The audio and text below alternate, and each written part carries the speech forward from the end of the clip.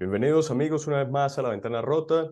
Mi nombre es Diego Mendoza y en el día de hoy vamos a estar conversando con el profesor José Guerra, quien es economista, exgerente del Banco Central y exdiputado de la República, acerca de los últimos datos de la inflación en Venezuela. Profesor, bienvenido. Y para empezar de lleno, basado en lo que son los datos ofrecidos por el Observatorio Venezolano de Finanzas, dice que la inflación cerró en 2022 por encima del 300%.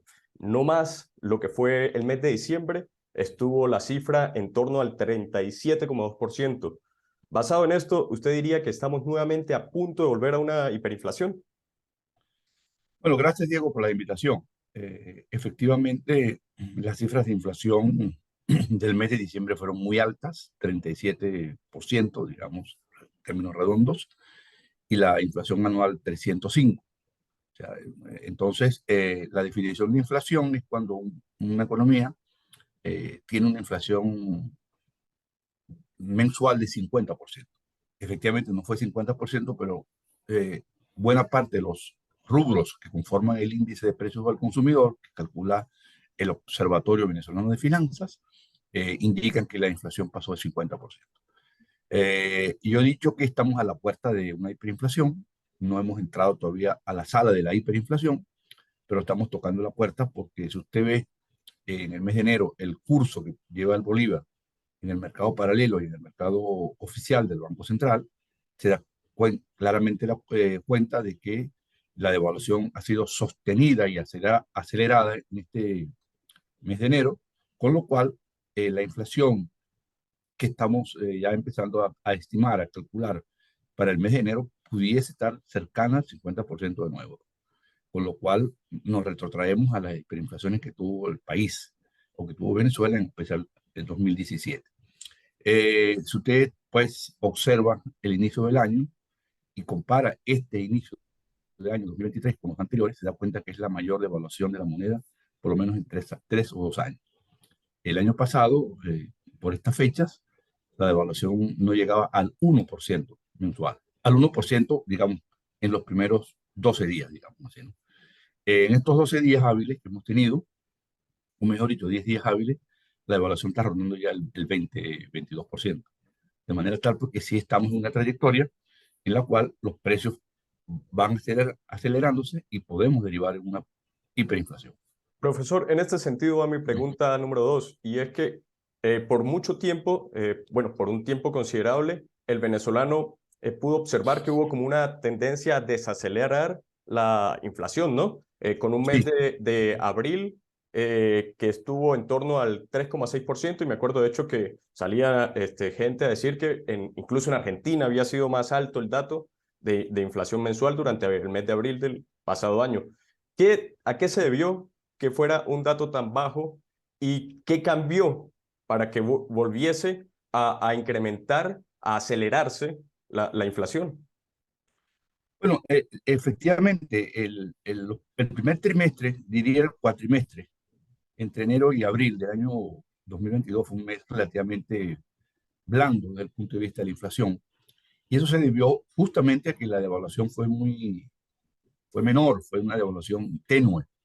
Entonces, ello obviamente impactó los precios igualmente de manera tenue y moderada. Entonces, la inflación fue baja. Inclusive llegó un mes en que fue cerca de 2%, algo así, ¿no? Que para un país normal es muy alta, pero para Venezuela fue un éxito, viniendo de las hiperinflaciones de los años anteriores. Pues bien, lo que sucedió fue que a partir de cierto momento se descontroló el precio del dólar de nuevo, porque el Banco Central, tratando de anclar la moneda, empezó a perder reservas internacionales, hechos que yo fui señalando a lo largo del año.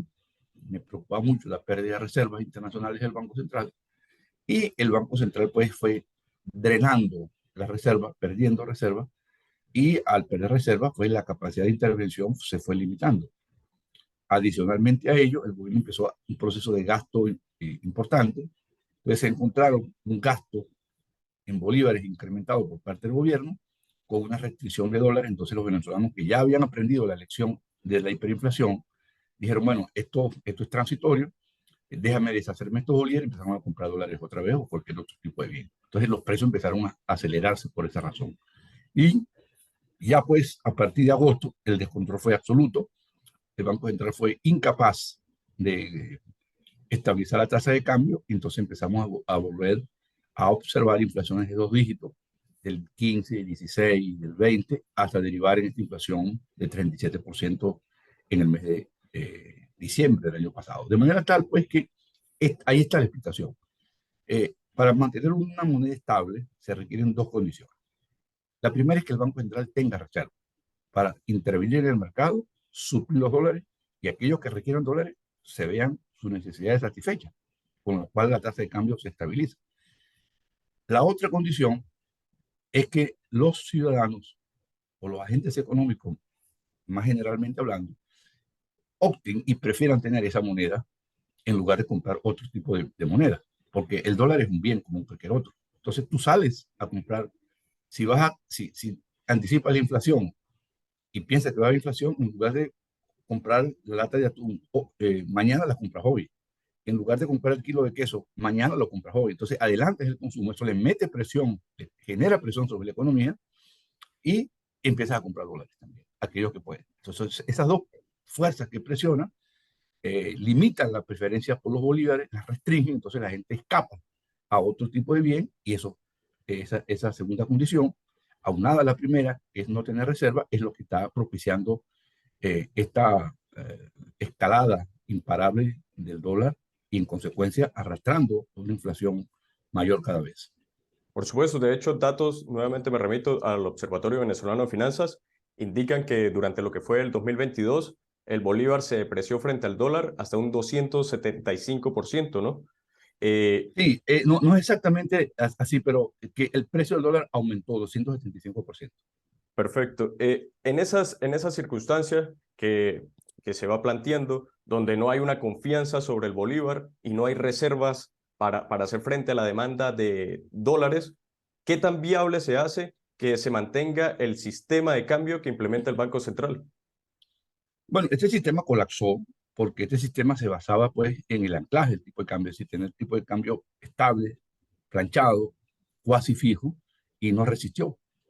Los tipos de cambio fijos suelen ser muy delicados, digamos así, muy expuestos, están muy expuestos a estas fluctuaciones, y hay que tener un músculo muy fuerte desde el punto de vista de la reserva del Banco Central y credibilidad en el sistema, que los dos hechos, los dos factores están ausentes. Y además, digamos, el resto de la política económica, la política fiscal particularmente, tienen que ir acorde, porque tú no puedes tener un tipo de cambio fijo y empezar a gastar y a gastar y a gastar bolívares con cualquier moneda que sale de la circulación.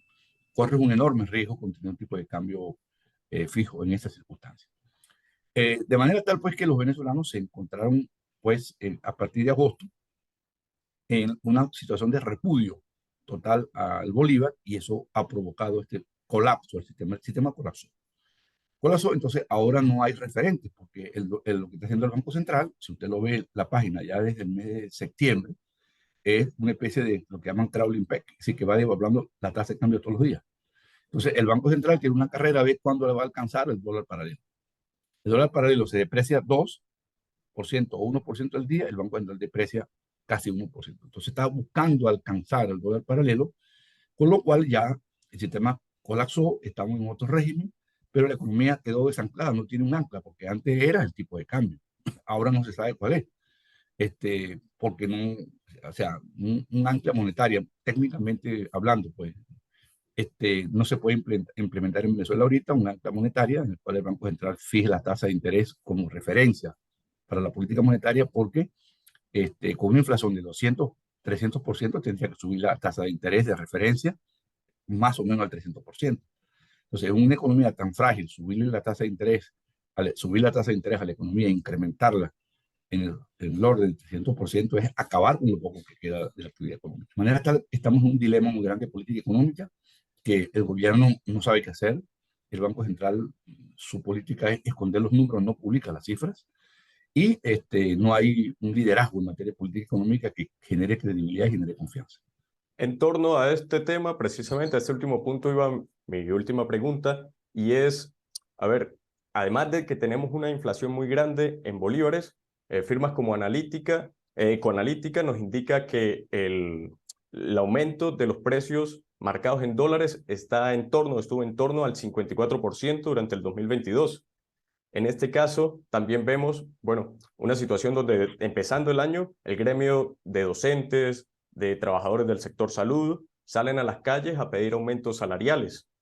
Eh, ¿Cómo hacer en una situación tan complicada para devolverle al ciudadano, al venezolano, una moneda sólida en la que pueda ahorrar, en la que pueda volver a hacer su contabilidad, en la que sienta confianza? ¿Cuáles serían las medidas más correctas en este sentido? Bueno, en estas circunstancias es imposible. No se puede. No se puede porque hay un divorcio con la política fiscal y la política monetaria y la política cambiaria. Lo que sí no se debe hacer ya es tener tipo de cambio fijo. Eso pasó a la historia. El problema es cómo vuelve a anclar o reanclar la economía y tiene una moneda sólida, estable. Eso ahora no se puede cumplir. Yo lo que he propuesto es que permitan la libre circulación de las monedas mientras hay un programa económico. Porque con la libre circulación de las monedas, los que cobramos en bolívares no estamos sujetos a que el gobierno lo pague con una moneda que no sirve. Entonces tú puedes tener la libertad, ¿verdad?, de transar y tener cualquier otra moneda para protegerte. Porque si tú tienes un sector de empleados públicos y tú le estás pagando exclusivamente con bolívares, tú lo que estás es estafando, porque él está pagando con una moneda que se está devaluando permanentemente. La solución no es fácil, pero la peor de todas, es tratar de mantener un tipo de cambio fijo que no es creíble, que no tiene cómo mantenerse. Y lo recomendable en esta situación es que circulen libremente otras monedas y además de ello que el tipo de cambio flote con todos los efectos que ello tiene, que el dólar flote, porque no se puede tener fijo, porque no hay reserva. Y las pocas que tienen, el flujo de reserva que entra por petróleo, que está entrando todavía, o que entra, que no es menor, pero se lo traga el mercado de manera inmediata, no da abasto para satisfacer la demanda de divisa. Entonces, en estas circunstancias, la peor opción es tratar de anclar la economía con un tipo de cambio fijo que nadie cree. Esto mientras hay un programa económico, que entremos en una etapa de diseño de programa económico creíble, con apoyo de los organismos multinacionales, porque Venezuela tiene un problema serio de divisas y no se resuelve. Esto no es un problema de Bolívar, es un problema de divisas. Y que permita también acordar con los organismos multilaterales un plan de inyección de reservas internacionales, de organismos multilaterales que permitan fortalecer las reservas del Banco Central. Es decir, hay que hacer un programa económico más completo, que no lo hay, no lo existe, y si existe nadie lo conoce, para poder estabilizar la moneda, porque al final la moneda es la expresión de la macroeconomía. La moneda no se mueve sola, la mueve la macroeconomía. Si la macroeconomía está mal, la moneda va a estar mal. Y supongo que esto va de la mano con una disciplina fiscal, ¿no? Es una Claro, reducción del gasto público. sí, ha habido disciplina fiscal es decir, la inflación se encargó de bajar el gasto público. Es decir, es como los salarios han aumentado en bolívares, pero el poder de compra no, porque detrás de los aumentos de salario viene la inflación y se los va llevando. Entonces, tiene que ser un programa más completo, más integral, económico me refiero, que yo no veo que este gobierno ni quiere, ni puede, ni tiene con qué hacer. Vale, perfecto, profesor, cómo no. Le agradezco su tiempo. Espero volver a conversar con usted en una nueva oportunidad. Y para ustedes que nos están viendo, recuerden suscribirse al canal, activar las notificaciones y dejar sus comentarios. Será hasta un nuevo programa. Muchas gracias.